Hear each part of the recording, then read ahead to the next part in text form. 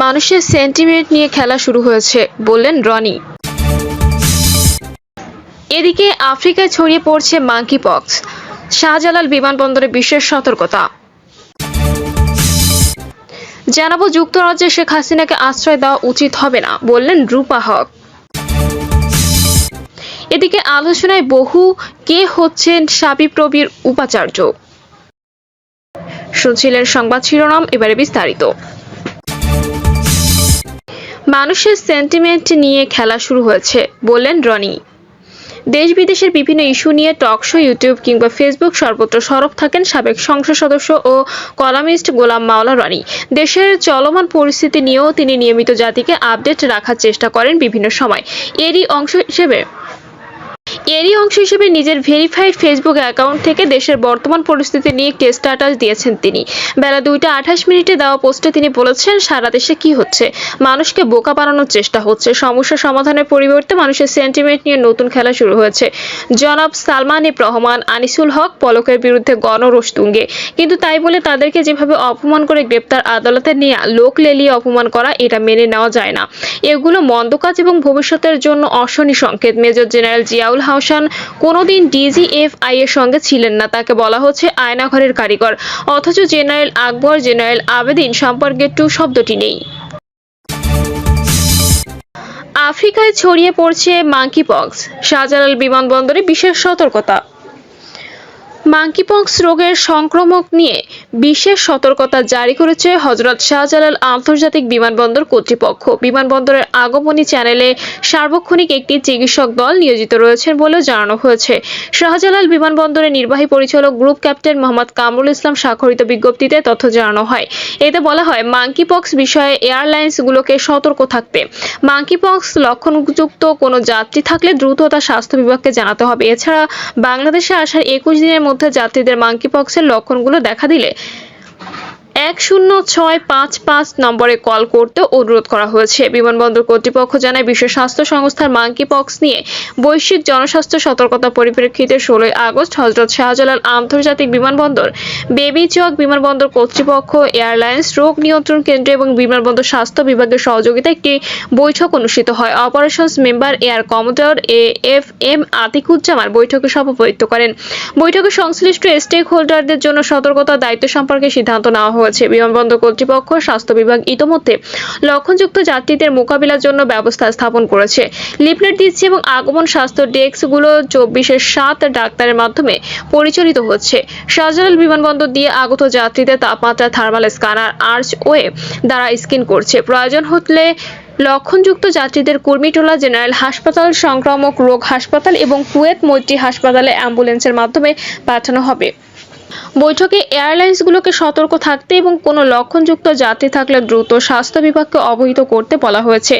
আগমনের 21 দিনের মধ্যে লক্ষণগুলো দেখা দিলে যাত্রীদের 10655 নম্বরে কল করতে অনুরোধ করা হয়েছে। এদিকে শনিবার স্বাস্থ্য অধিদপ্তর থেকে পাঠানো বিজ্ঞপ্তিতে বলা হয়, মাঙ্কিপক্স আক্রান্ত দেশ বা ব্যক্তির সংস্পর্শের কারণে বাংলাদেশে আসা দেশি বা বিদেশি ব্যক্তির মাধ্যমে রোগটি ছড়িয়ে পড়তে পারে। যুক্তরাজ্যে শেখ হাসিনাকে আশ্রয় দেওয়া উচিত হবে না, বললেন রূপা হক। ছাত্র জনতার 23 দিনের নজিরবিহীন আন্দোলনে প্রধানমন্ত্রীর পদ থেকে ইস্তফা দিয়ে গত 5ই আগস্ট ভারতে পালিয়ে যান শেখ হাসিনা। এখন ভারতে অবস্থানরত বাংলাদেশের এই সাবেক প্রধানমন্ত্রীর রাজনৈতিক আশ্রয় নিয়ে জল্পনা চলছে। এক্ষেত্রে যে দেশটি নিয়ে সবচেয়ে বেশি আলোচনা চলছে তা হলো যুক্তরাজ্য। এর মধ্যেই শেখ হাসিনা যুক্তরাজ্যে রাজনৈতিক আশ্রয় পাওয়ার সম্ভাবনা নিয়ে কথা বলেছেন বাংলাদেশি বংশোদ্ভূত ব্রিটিশ সংসদ সদস্য রূপা হক।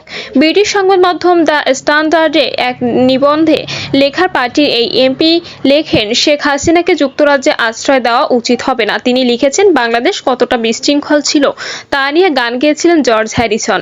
গত সপ্তাহে তিনি আবার সঠিক প্রমাণিত হলেন। সেই সঙ্গে ইরাকের বিখ্যাত নেতা সাদ্দাম হোসেনের ক্ষমতাচ্যুতির মধ্যে ঘটনার প্রতিফলনও দেখা গেছে। জাতির পিতা বলে ঘোষিত বঙ্গবন্ধু শেখ মুজিবুর রহমানের ভাস্কর্য গুঁড়িয়ে দেওয়া হলো, কুশপুতুল পোড়ানো হলো, যা ঢাকা থেকে টাওয়ার হ্যামলেট পর্যন্ত ছড়িয়ে পড়েছিল। ছাত্র আন্দোলনের মুখে শেখ হাসিনার পতনকে তিয়ানআনমেন স্কয়ারের সঙ্গে তুলনা করে রূপা হক লিখেছেন, স্বৈরাচারী কন্যা শেখ হাসিনা দেশটির আয়ুষ্কালের বড় অংশই শাসন করেছেন। বাংলাদেশের অধিকাংশ মানুষ মনে করে শেখ হাসিনা শুধু শাড়ি পরা একজন বৃদ্ধাই নন, বর্বর শাসকও। সারা দেশে জ্বালাও পোড়াইয়ের মাধ্যমে তিনি ভারতে নির্বাসিত হন। রূপা হক লিখেছেন, আমি ব্যক্তিগতভাবে মনে করি শেখ হাসিনার শাসনামল ব্যাপকভাবে সমালোচিত।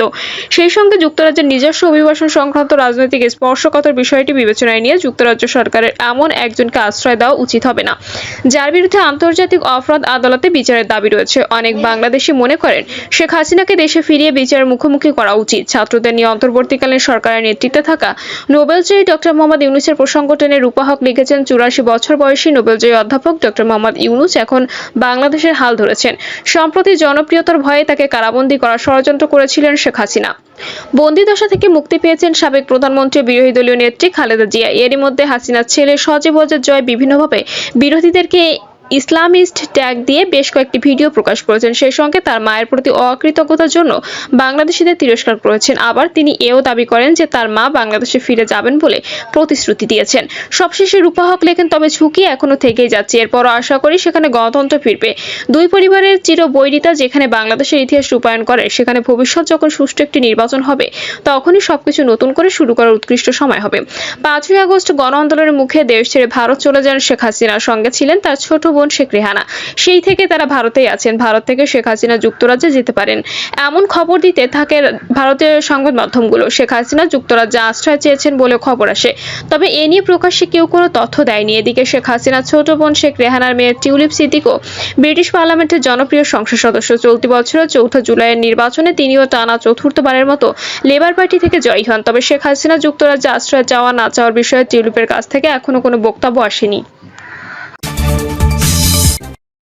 আলোচনায় বহু, কে হচ্ছেন শাবিপ্রবির উপাচার্য?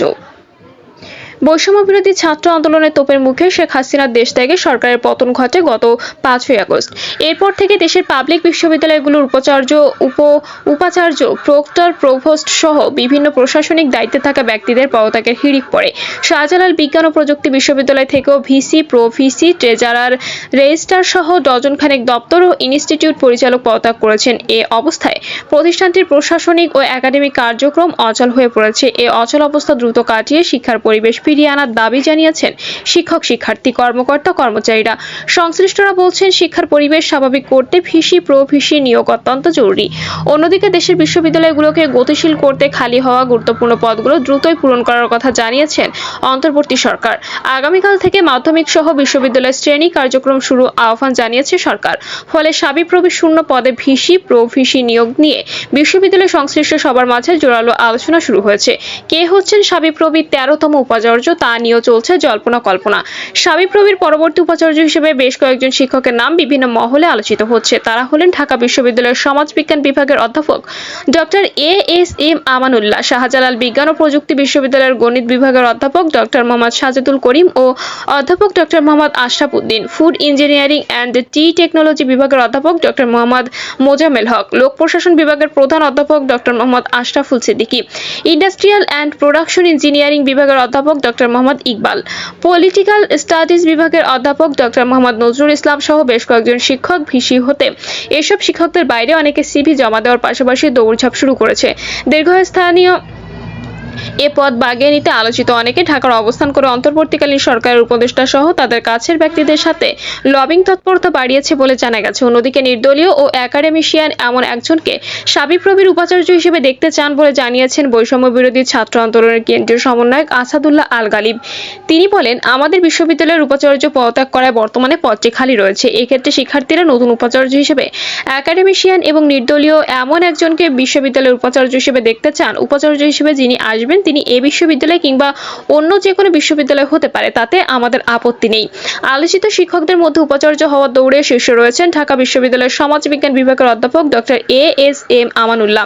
বিভিন্ন জায়গায় গুঞ্জন উঠেছে তিনিই হচ্ছেন শাবিপ্রবির ভবিষ্যৎ কাণ্ডারি। এরপর আলোচনা রয়েছেন বিএনপিপন্থী শিক্ষকদের সংগঠন university teachers association of Bangladesh শাবিপ্রবির আহ্বায়ক অধ্যাপক ডক্টর মোহাম্মদ সাজেদুল করিম।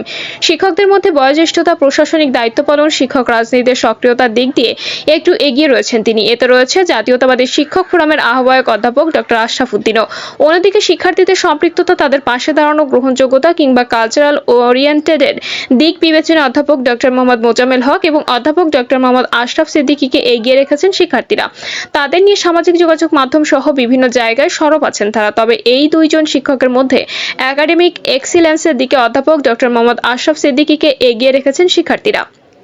পাশাপাশি কোটা সংস্কার আন্দোলনেও শিক্ষার্থীদের পক্ষে তিনি বেশ সরব ছিলেন। এতে আলোচিতদের মধ্যে কেউ নাকি এর বাইরে কেউ সাবির উপাচার্য হয়ে আসছেন তা নিয়ে রয়েছে নানা কৌতূহল। তবে আলোচিত নামগুলোর মধ্যে কয়েকজন সিনিয়র শিক্ষকের বিরুদ্ধে নানা সময়ে অনিয়ম, উপাচার্যের আস্থাভাজন হয়ে বিভিন্ন সুবিধাভোগী ভিসি বিরোধী আন্দোলনের শিক্ষার্থীদের বিরুদ্ধাচারণ, সাধারণ দলীয় শিক্ষকদের উপর ক্ষমতা প্রদর্শন সহ নানা অভিযোগ উঠেছে। আলোচিত শিক্ষকরা বিএনপি জামায়াতের রাজনীতির সাথে সক্রিয় আছেন বলে জানা গেছে। এ বিষয়ে অধ্যাপক ডক্টর আশরাফ উদ্দিন বলেন, আমরা ক্যাম্পাসের বাইরে কাউকে ভিসি হিসেবে চাই না। শিক্ষক সমাজও তা মেনে নেবে বলে মনে হয় না। তাই এই সংকট সময় আমাদের বিশ্ববিদ্যালয় থেকে কেউ আসুক, সেটা আমাদের প্রত্যাশা। প্রিয় দর্শক, এই ছিল এখনকার সর্বশেষ সংবাদ। আপডেট সব সংবাদ পেতে চ্যানেলটি সাবস্ক্রাইব করে বেল আইকনটি ক্লিক করে রাখুন।